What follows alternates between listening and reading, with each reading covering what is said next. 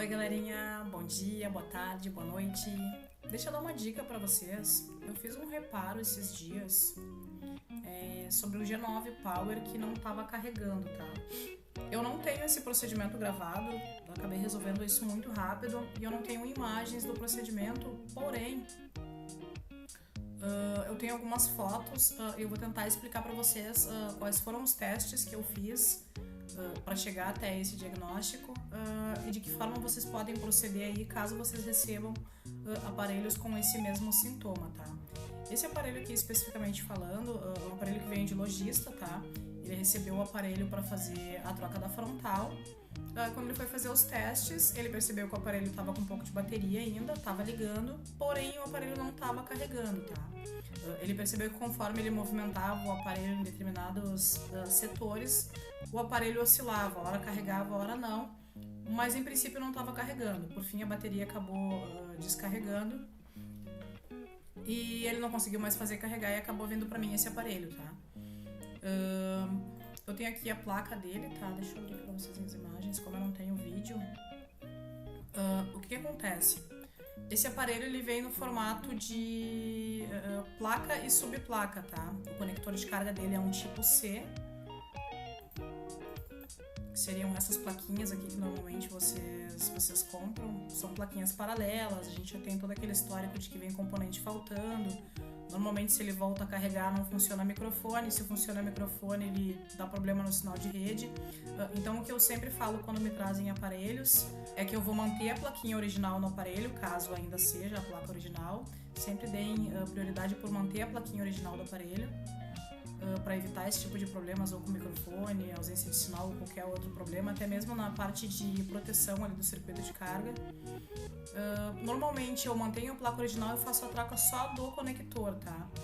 Essa plaquinha aqui é a plaquinha que ele me trouxe para fazer a remoção do conector FPC e colocar na plaquinha original do aparelho, tá? O que eu fiz? Quando eu recebi o aparelho, fazendo uso do multímetro na escala de tensão, eu coloquei o meu cabinho USB aqui, não sei se vocês estão conseguindo enxergar meu mouse, mas coloquei o carregador na plaquinha, injetando tensão, 5 volts obviamente, fiz a medição no pino positivo do conector USB, tinha tensão, fiz essa mesma medição aqui no FPC, que é onde vai conectar o flex que interliga a placa e a subplaca, tá? Esse flex. Mas aquele flex ele vai conectado aqui nesse FPC. É ele que envia a tensão de 5 volts que entra aqui, ele vai enviar pelo circuito aqui para esse FPC. Esse FPC vai se comunicar com o flex aqui na sub, né? Ele vai estar conectado na plaquinha e vai enviar essa tensão aqui para a placa principal. Então o que eu fiz? Eu fiz a medição na subplaca, verifiquei que o conector USB tinha os 5 volts, que esse mesmo 5 volts estavam chegando lá no conector FPC da subplaca e vim acompanhando aqui em cima. Quando chegou aqui em cima na placa principal, eu não tinha esses 5 volts. O que eu fiz?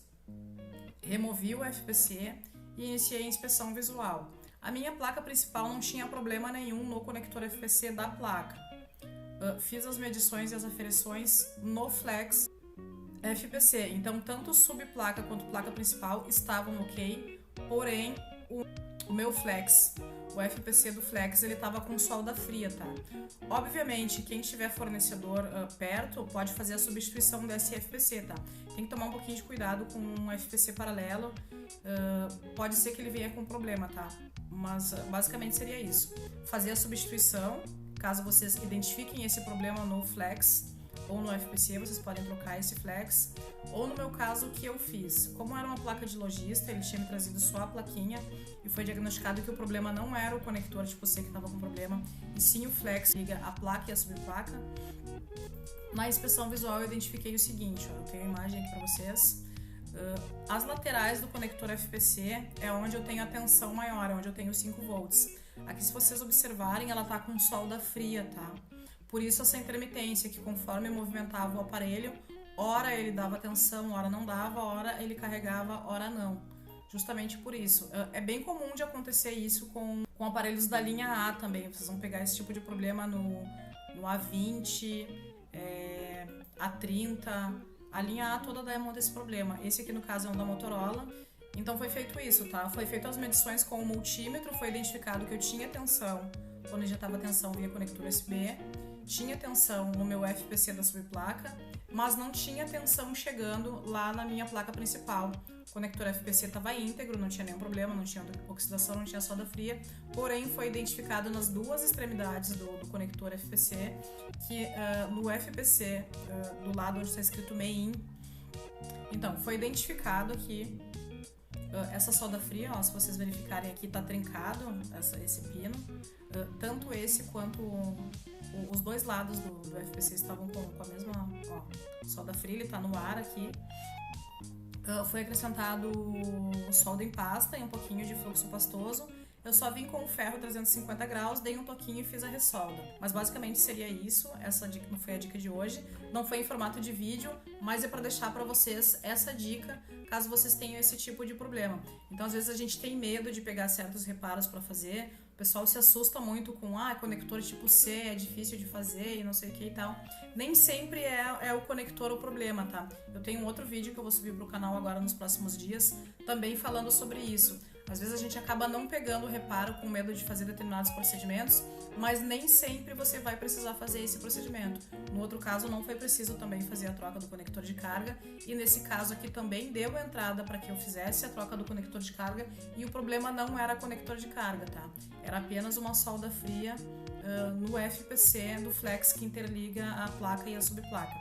Tá bom? Espero que vocês tenham gostado do vídeo, fica essa dica aí pra vocês. Eu peço que vocês deixem um like no vídeo, compartilha com geral aí pra que a gente possa estar auxiliando o maior número de técnicos possível, tá bom? Tamo junto, galerinha. É nóis!